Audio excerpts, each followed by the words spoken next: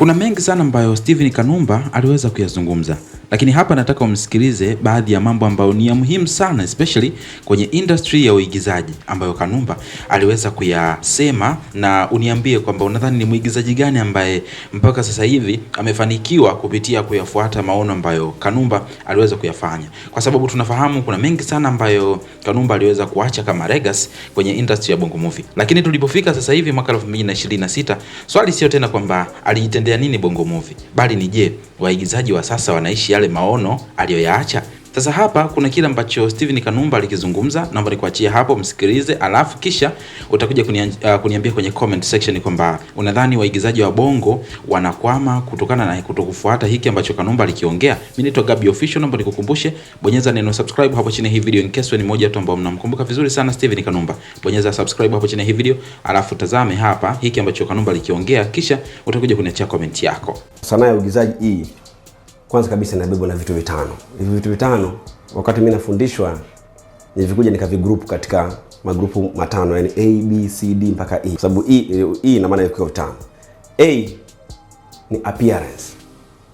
Appearance ni kitu muhimu sana kwa mwigizaji. The way unavyo appear, muonekano wako. B ni body structure. Muonekano wako wa mwili. Kwa mwigizaji lazima una mwili ambao sehemu yote unaingia.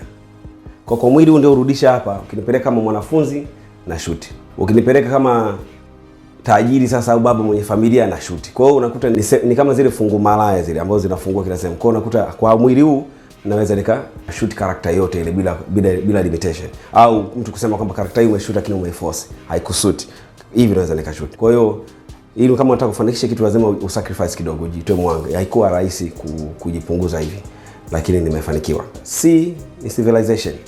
Artist yote kama unataka kugrow internationally lazima uwe civilized.